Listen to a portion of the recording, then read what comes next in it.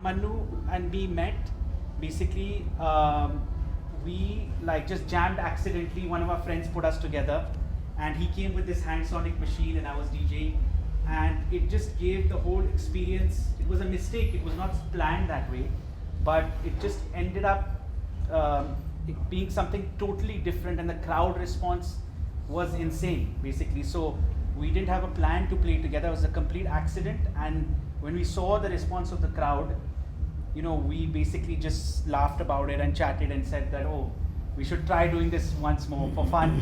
Then I went to Portugal, and then I played with him in a club, and the same thing happened. Then he came back to India in 2009, and we did a whole tour because we knew we had something special. And the reason why we thought that is because not that it's anything different, but we are basically mixing two worlds together, which is the world of organic sounds and the world of electronic music. So our definition of dance music was basically is not just electronic, but whatever makes you move, basically.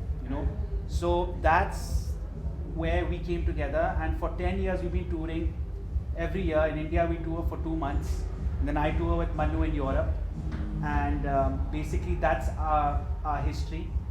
And now we're working on a documentary series called Sounds Beyond Borders, where we are basically going into different cultures and recording the traditional sounds of that culture and mixing it with electronic music to show how basically the two worlds can unite. And whenever we like talk to people, we always encourage basically the use that young people and young producers that are getting into this sort of music should always not ignore the past, basically, because as you move into the future and you delve more into like modern sounds, you should also understand that all the research that went into creating all those amazing instruments like tabla, conga, all the percussive instruments, so many interesting instruments that are used in villages in Africa, in Rajasthan, in India, I'm sure here, those sounds, like we feel passionately that you need to get the best from each and not lose that essence. It's like being inspired by Western culture and just following the American culture and forgetting like where you come from, or like similar cultures that have so much history. So like for me, that's just sad, basically, just to see that like you're just moving forward and you didn't even bother to find out like what is in your neighborhood or similar neighborhoods. So that's why we feel passionate. We feel a lot of passion about bringing the two worlds together, and that's how we met. And Manu has been playing like, he's played with amazing DJs. He's played like with Juice and Kebalos, Steve Lawler. Who are the other guys? Do you want to just give a brief history? Bob Sinclair once. I mean, yeah. I mean, so I've been doing this, playing percussion with electronic music for the last 22 years. And yeah, Hamza briefed, very well. That combination about electronic music and the world beats or percussions or organic music. So yeah, nowadays I feel, the importance of how we use it, like the organic sounds combined with the electronic sounds that we easily can, found nowadays in samples, but we should like be interested how that sounds come out, how that sounds, could be recorded, or and for a producers, I don't know how many of you guys are a electronic producer or a music producer or whatever, but I think we should be interested like what is what.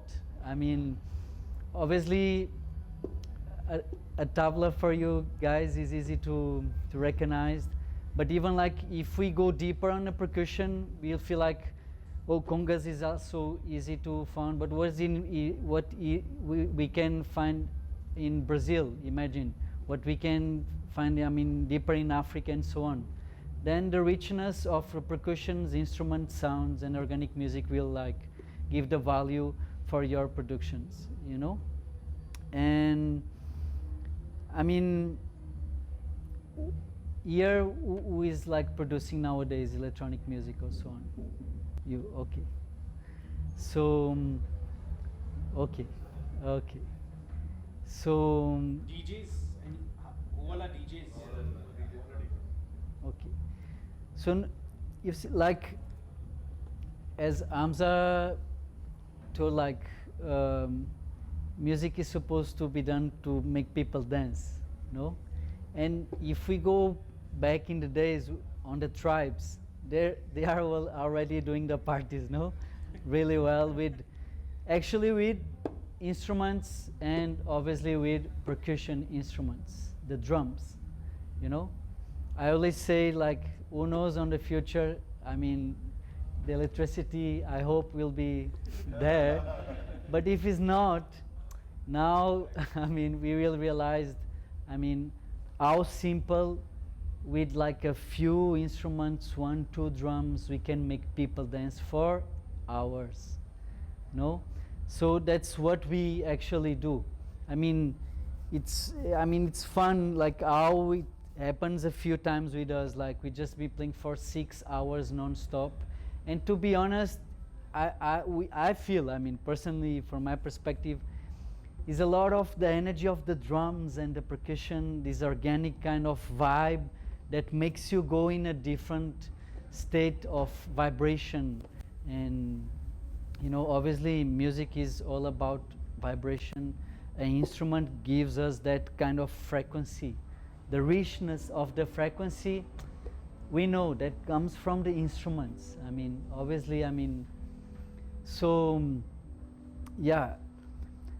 I mean, in my set, I always combine the organic instruments and the electronic instruments. You know, like here. And the reason also, just to give you a background, so I think it'll be good for you to. Yeah. I'm glad you No, touched please. upon this, because what happens is that, like, people basically mistake us for playing a certain genre, which is like sometimes deep or jazzy, but we actually have been in situations where we've had to play techno, we've had to play like super funky, we've had to play like super deep tech styles and different styles. So basically the whole idea, there are two types of artists. One that only does his thing, that is one genre, they're specialists and they just do that. Then, like, we have a more DJ mentality when we perform, where like we don't play too much melodic music, but like besides that we cover the whole spectrum of house and techno. So what happens is, sometimes you are thrown in a situation where you have to play softer or you have to play harder, because sometimes people, they don't understand the techier sounds. They want more organic, or sometimes they want more underground, sometimes they want banging. So basically our setup is like his setup, which he's going to talk to you about, is a setup where no matter what situation it is, he can just flip. So basically if you have to bang it, then he's going to take this out. And like, how do you I mean, can you talk about your setup, even the things that you don't have, like the timbales? Yeah, so I always combine like these organic instruments as conga. We have like travel example of a conga here. I mean, is alpha conga, but still is an organic drum. And here we have like the one percussion sample drum machine that I've been using this percussion electronic instrument from Roland from the last, I think, 15 years, and is really helpful on the stage and on the studio, because like nowadays into a machine you can find all the spectrum of the percussion instruments. In this case, you can find like percussion instruments from South America or Latin percussion. You can find like from Africa. Imagine, and from India. Imagine.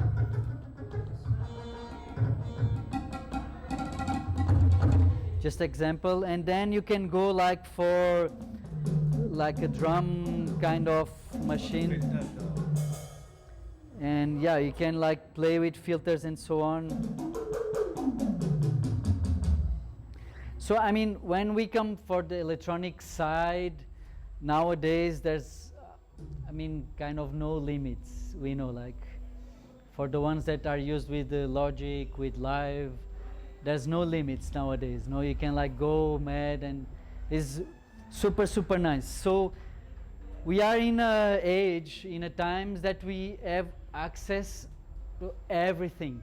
No, everything we want nowadays is there on the market or on the YouTube. And so I think from my perspective, what is important nowadays is to know what is what. No, because it's easy to get sometimes, I mean, lose on the spectrum. No? So as a percussionist, as a musician, as a producer, I think like we should start to recognize what is what. No, in my side, talking about percussion, it's very important to understand how the percussion works. You know, as a producer, you know, like how we can use it to make it like the tunes more rich, more danceful, more even more happy if we want, or even more like dramatic if we want, or whatever. So so yeah, so on that point, like for example, what he's also trying to say is, when you're jamming with someone, whether they're a vocalist or whether they're twisting knobs or whether they're playing percussion, you need to basically fill the spectrum in such a way that there's no like over dramatization of things. Some percussionists just want to show off and just bang away, and then it loses, like he was talking about the subs, the two subs, and they're just losing the bass. So you're losing the energy because they're just showing off, you know. So basically, like, it's like you're eating food and you're just eating spicy food all the time, and you're not eating something sweet. You need that sweet frequency also. When you taste the sweet, after a while you're like, wow, your mouth feels fresh a little bit, you know. So that's the same thing. So basically, because he's playing for so many years, he knows that it's according to the track. If I play a track where there's not much going on, then he knows automatically that he needs to fill that frequency. But if I play a track where there's a lot going on, he's not going to just do his thing. He's going to switch his mentality, and he's going to be like, oh, there's something happening, so let me go minimal style and do something just to push. But you know, so that art of like when to come in front and when to go at the back is something that like comes with time, basically. And my suggestion to anyone who's jamming together, even if it's B2B and two DJs are playing, you know, you have to kind of have a flow. If one guy is trying to do something and the other guy's trying to play it back, it doesn't work, right? You have to feel together like you're flowing, like a meditation, basically. But that comes with experience, and there are a lot of people. That's why you don't see so many percussionists also these days, because like the DJs get pissed off. Because if you just get those percussionists that also play in other genres like rock drummers or people who don't understand electronic music, they will not know how to complement it. It'll be noise. So because he's a producer and he produces tracks also, he comes from also electronic music. He's been to many parties, had amazing experiences. He understands the mentality behind the dance floor mentality, you know. So yeah, well, like for the ones that are producers, it's like a conversation. You can't talk. Again, the example you gave with the subs, that how they can yeah, exactly. So if it's like we can say like a language of conga, and if a conga is doing, imagine this is the 4x4, no? Yeah. So in this particular space and place where this is singing and talking, we know that we can't put, if we are putting something on the same place, it can be risky. Maybe it can work, we never know. In art, music is art also, we never know. But so that's the point. Like, what helps, it's, for me, first stage is understand what is what. No, what is like, even like what is the bass, what is the guitar, what is the keys, what is the percussion, what each of this particular language can tell us and how they can work together. So then we will do the magic. Like he's a musician, right? So I can't basically play two tracks that are out of key, basically, you know. So if I play it like out of key, like he'll get like, because it's a musician you're playing, you have to be sensitive. Like sometimes, like I feel that like harmonic mixing is also an art. Like sometimes it works beautifully, but sometimes if you want to play a certain track and it's not in the next key, then what do? So basically, like, so when I play things, what I do is that like if I'm in like let's say I'm playing a deep house track or a deep progressive track, and then the next track I don't have in the next key a track that's fitting, but it's like 3 keys later, then I'll play like a techie track without too many chords. So the transition is smooth, because if I make the chord clash first, I'm also a musician, so I'll also piss myself off, and then I'll piss him off also. So basically you have to also understand that musically, when you're jamming, you have to do it musically. You can shift the key and go like whatever, but even if you don't use harmonic mixing, like that's why back in the day, when vinyl came out, the first minute and last minute was always beat. There was no chord. They would never put the chord. Now they put the chord in the beginning because they know people are using harmonic mixing, so it works. It's cool, basically, you know. So that's also something important when you're playing with a musician. The key part, you have to be very careful, basically. And harmonic mixing, if you do it right, basically with a musician can really, really add, because then like there's again 2 audiences. In India, what happens is, in Europe, like when you go to clubs, a lot of them are, that's a certain environment, maybe there's like other substances people are on, and basically you can do things long and play 8-minute tracks and no one cares. Here basically people are still understanding electronic music, so you can't do that basically all the time. So instead of 8 minutes, you may need to finish it off in 5 minutes, you know, which is where harmonic mixing plays a role, because then you can bring it in the middle and just tweak it a little bit and keep the floor thing going, basically, no matter what, you know. So that when you play with a musician, like knowing what is what, like for him, like this is not his complete setup. So can you just talk about the other stuff? Yeah, just one more thing. Yeah, just one more thing. Like when I was talking, like we always should start from the base of the things, like the understanding what is very important. Like what is frequencies, how it works, how the acoustic things works. No, this is the base. So to move forward, and you know, like we need to understand the basis. And in musically speaking, you know, even we are like in 2019, but still, like we have like what? We have rock, we have jazz, we have. I mean, there is nowadays many different genres, but still based on the same, like rock, jazz, pop. Okay, electronic music now is mixing kind of everything. Okay, but you know, like first thing will come from the heart, next from our ears, and then our attention, and try to understand what is happening. In 2004, I recorded an album with Carlos Manassa. That time was like a big hit.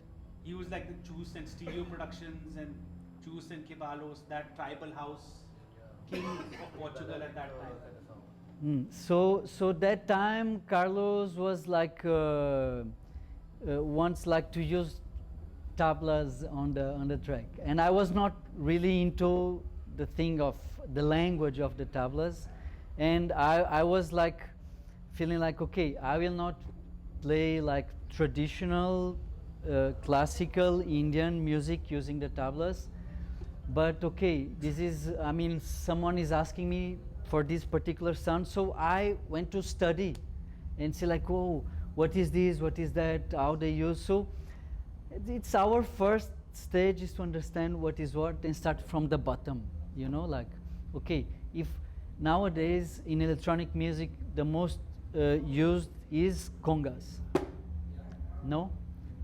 I mean many tracks. So in my set there is like the congas.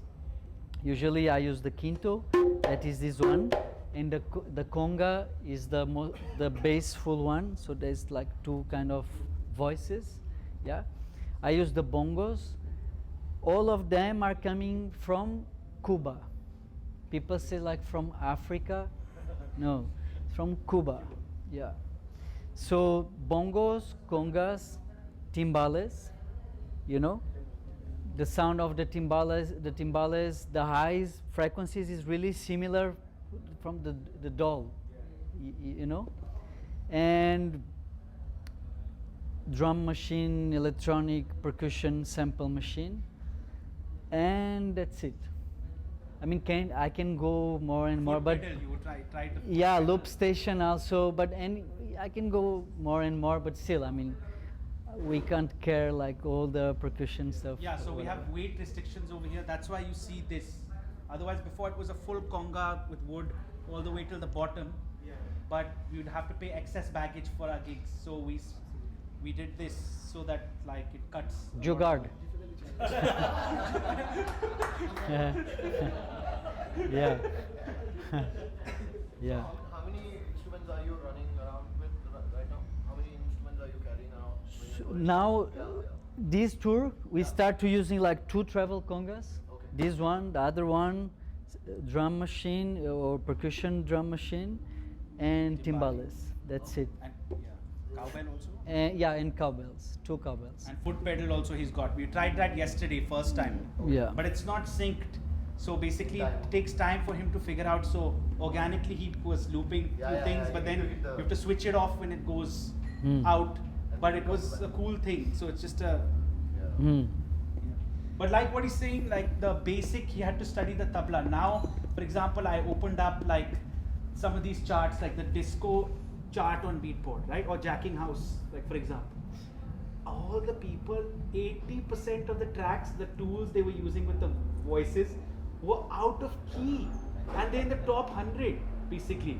So I was shocked because like my ears are like, I started off playing with the guitar, so I know when something is not Something is out of on key. place, it's out of place. And so I was feeling so bad, basically, like they were not paying attention to that and it didn't matter, basically, you know. So like if I'm giving a production class now, if I tell someone that no, you should put your thing out of key, he'll say, but look at Beatport, you know, how does it matter? So again, like just to make money, there are organizations that do this kind of thing where they ruin genres. Like I'm sure you guys with Beatport have seen, they've destroyed progressive house, right? Then after that, now because of that, some other genre came to replace it, and that also doesn't represent the old thing in the best way. You know, they've destroyed many genres, but don't put your, don't have that as a benchmark, because that is a stupid thing if you do that, because they come from a capitalistic country like America, where the greed, the value is the main thing, the money that's the main thing, the art comes after, basically, you know. So you guys should always, if you're producing or even if you're DJing, and like, we have a close friend from Morocco who is like an amazing DJ. He has like a 3rd CD player without record box. He uses a lot of tools, but he uses the pitch, the bender, to just key match it first, and he does it, you know. And the way he plays with tools is amazing. So now, like he said, there's so many options. You can play with tools and you're almost a musician. Like this is almost now with record box, and now you have the DJS 1000 also that looks like a CD player where you can like play your own tracks and launch your own samples. So now you don't need like Ableton and all. Record box, and that is like it can be a live set, like, or like a hybrid set. But the value, even if you're not a producer and just a DJ, your values should be correct. Like you can't go and like kill people in Iraq to take oil and just kill 1 million people and it's cool. You know, like similarly, if you're using a DJ tool, it has to be on key. Like if you don't understand that, you just ask a friend to help you out, understand the key thing a little bit, so that, because when things are musically aligned on the dance floor, it can kill people. Like they'll be like, what the fuck is going on? It's amazing. But when you do it in the wrong way, it can destroy the vibe. And again, you know, like we go again to the roots, to the bottom. Ethic. The ethic is ethics. Yeah. The ethics needs to be in everything. You know, so in electronic music should be there. So we should respect the roots.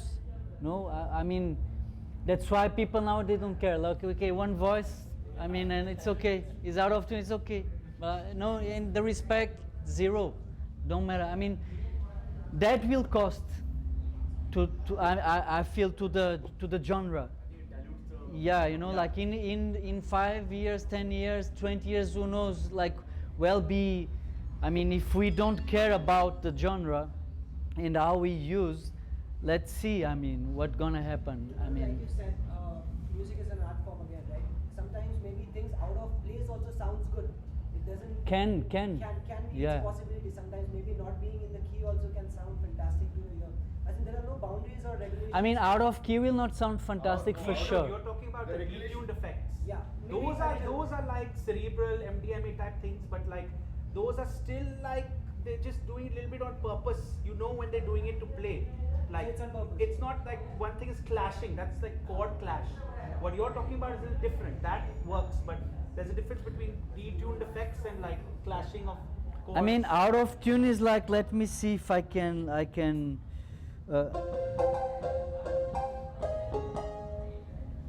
Imagine one tune is going like.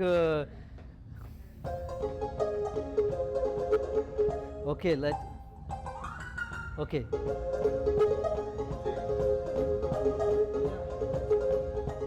Out of tune. Oh. Whatever, you know, so we'll never sound good. I mean, my ears like hurts. I mean, no, serious, like whatever. So sometimes we play with like a Rajasthani artist also, like a guy who plays a morchang. Yeah. And when we were playing in the beginning with that guy, like he basically, so in the morchang it's like the mouth didgeridoo, but every morchang just has one note. Yeah. You tune it and that's the note. So he would sometimes play in the wrong thing, the key, and we'd look at each other and want to kill each other and him. So basically what we ended up doing is now he has on his table 7 different things. So then he just looks away, he hears it, he tests the key, and then he comes on the mic. You know, he just doesn't come like that. So basically the ethics or aesthetic, whatever, the ground rules basically like are very important no matter what genre you're doing. And even as DJs, like DJs now for me like are like almost the way you're playing with the equipment, you're like a musician. If you're using it properly, like the performance thing is a special thing because you're connecting with people. It's almost like it's a beautiful thing because studio vibes are different, but it's important to connect. And now in our industry, like because people don't really buy music like so much, like the connection on the floor and the performance is very important because that's where you're getting your bread and butter. So like that's like. So a lot of times when you guys are going on stage, do you guys have a plan in mind before you guys go on stage, or it's just very impromptu depending on the vibe, the people that are there, and you guys just jam on the go? The plan is basically that for whatever we know, we play like 4 or 5 genres. So for us, we have like always jacking house, we have Afro house, but not what you're hearing now, like more organic. We have Latin house, we have deep tech house, we have acid house, techno, basically, and Lo-fi house. some minimal stuff like that in the beginning, you know. And so we have like 6 genres which we're into, and so we just have our folders updated with music we like. But as long as you update your folders with enough stuff that you feel excited to play, that's how we go. We don't plan, because like if you plan and something's not going according, you have to be able to be comfortable to switch around and not be like, oh, I didn't get to play that track, I'm feeling bad, I just love it, but they're not gonna. No, you just like, you go with the thing. Unless you're an artist that is specific to that genre, then like I'm not the right person to ask because I'm not that basically when I perform as a DJ. But I've seen people that they just keep playing, then there's thing and people get into it eventually. Because you just got to do what you believe in. So if you believe in one genre, that's it. You need to project that thing. There's not one rule. There's like that's what is your way. Yeah, because back in the days, the DJ was, as Hamza was telling, like a DJ. So he would play like to make people dance, and that's it. Within underground music. You know? Hamza, I want to talk about like pretty much everybody is either a DJ or a producer here. So is you. But I'm a listener. I'm a pure listener. Just listening to electronic music, different genres. Sometimes I can't even figure out one track falls into what. Like you said, Beatport, how they classified house into so many layers. It kind of overlaps at times and sometimes doesn't make sense. The point that I'm trying to make is there is so much of hard work, craft that goes behind what you do or the producers do, keeping it in the same cue, making the mix absolutely tight while playing or while producing. But I feel as a listener, I have an equal responsibility to understand and respond.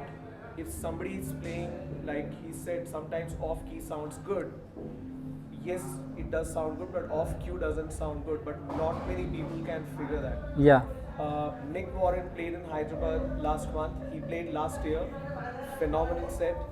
But when he played last month, I could clearly make out where his mixing is going off, and I was disappointed. But when I see the majority of the people, they were loving it. Now, I feel it's my responsibility to voice my concern that no, that was actually not good. I do photography.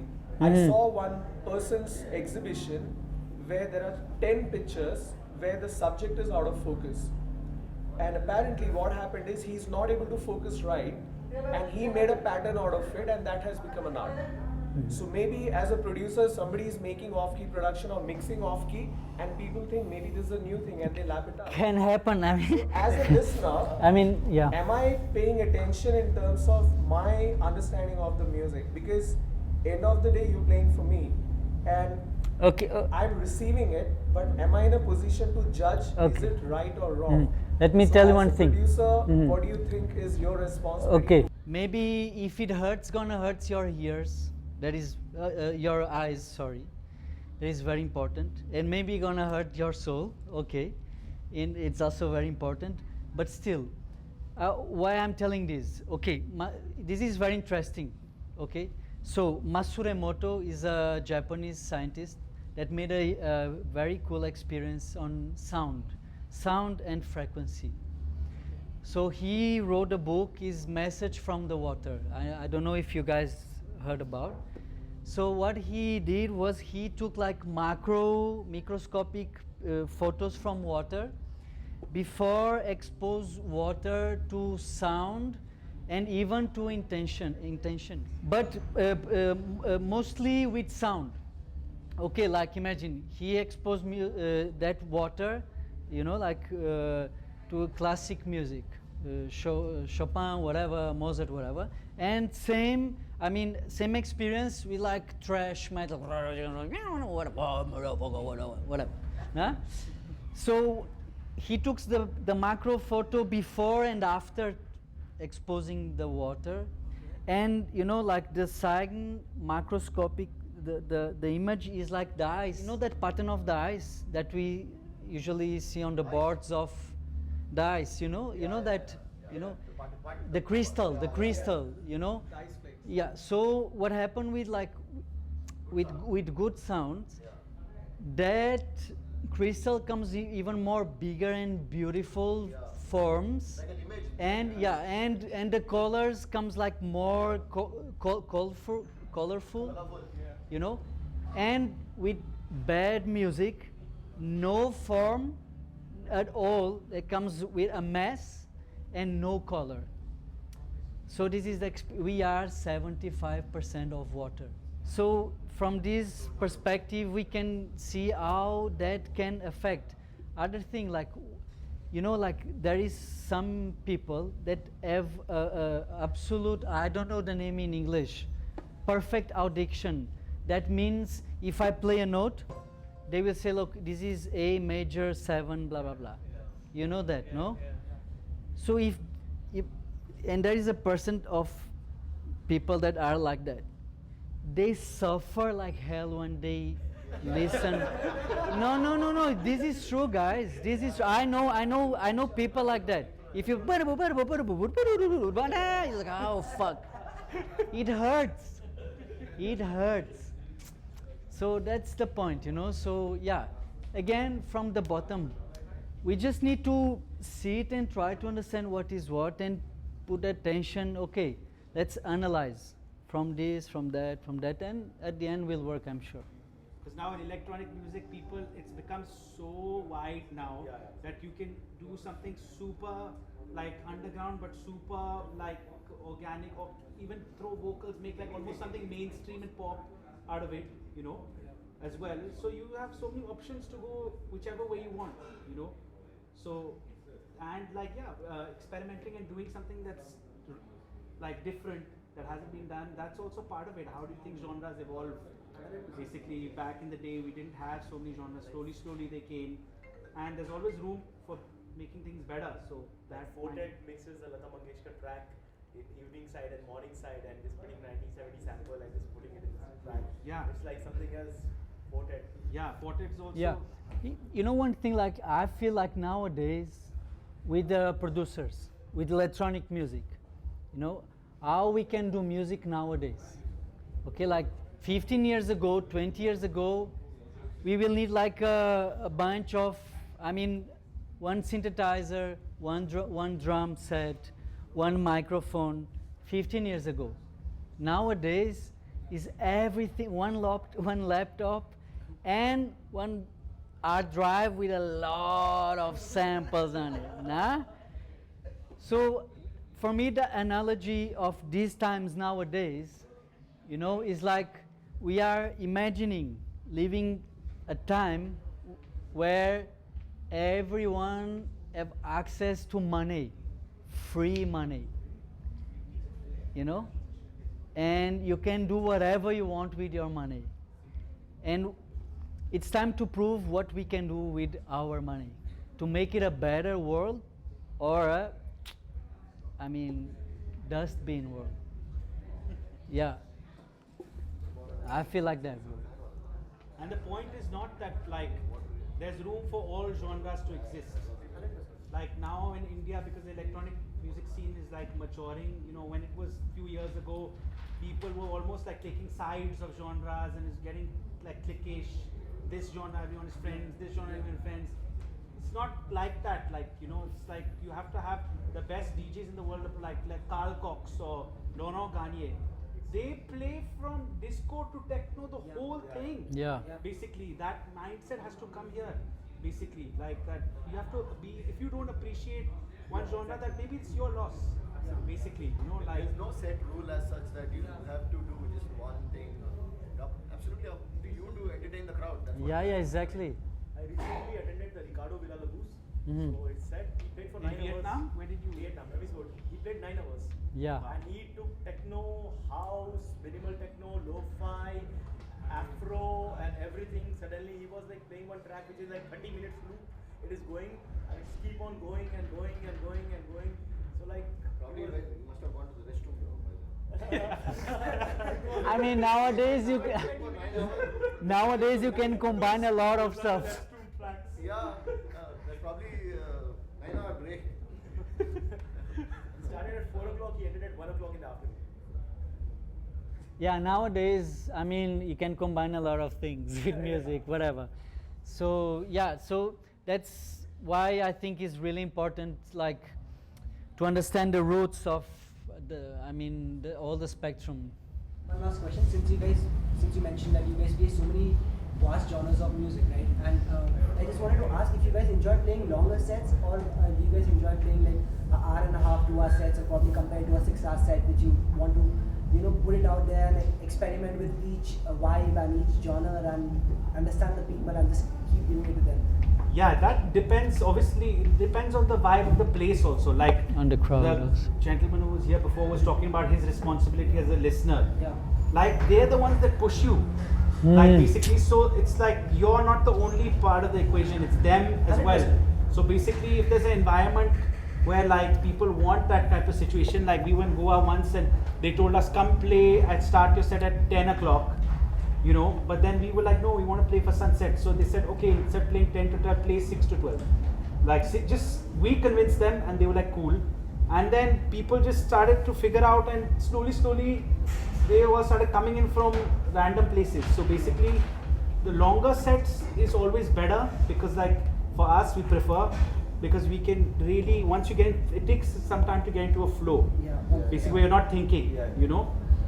And like, because like when it's 2 hours, then you kind of you feel that I need to make people move in that 2 hours, because otherwise they may not call me back if I don't show that I've packed the floor and all that, you know. But in the longer sets, like you can take them on a journey which you can't do in 2 hours. So obviously you prefer that, but you have to be ready for both situations in the real world. Mm. Manu, I have a question for you. Yeah. You're a sampler. Do you record your own sounds? You record your own sort of found sound and then sort of load it into the sampler? If you do, what sort of microphone do you tend to use for that? Okay, in this situation of HP 15, no, because like is a closed system. You cannot load samples. This one no, but HP D20 you can, or is as a sample. I mean machine. Do you have a preferred mic for recording percussion? Do you sort of have a preference? Yeah, for live, the Schneider 421 for congas, they are awesome. And the one that is like an old Rode microphone, the Shure 57, really works well in congas. Bongos, all the percussion, the timbales also for live. But yeah, the Schneider 421 for studio, I love it. I love it. I mean, for the range, on the middle of the range, I feel is one of the best. The 57 for little narrow bandwidth, and then the Yeah, yeah. On the middle of the range of price quality, for me is one of the best. Yeah.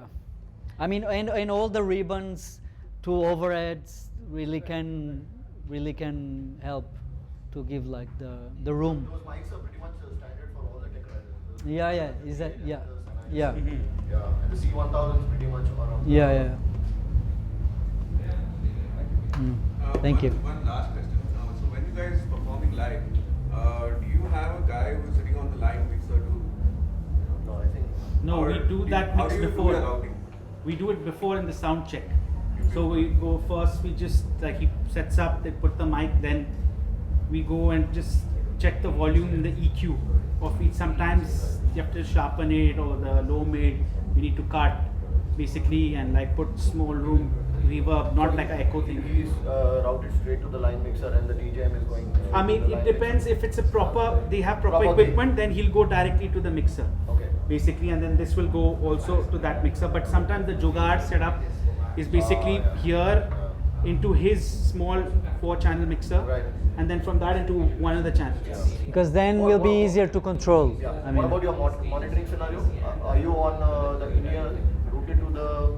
I mean, with live bands in ears, but on electronic music, Again, two situations. One is Jugaad, where No, we go, the proper one. yeah.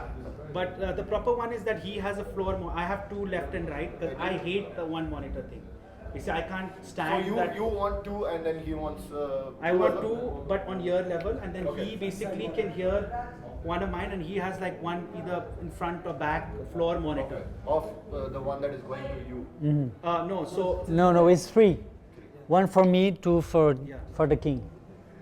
But don't you think it would be a good idea that somebody is as listening to the main PA and setting the keeping the Being in line- control of what is yeah, happening in terms of the so percussion that as well as the- not one person is overpowering the other person. no, but we No, do I that don't- before.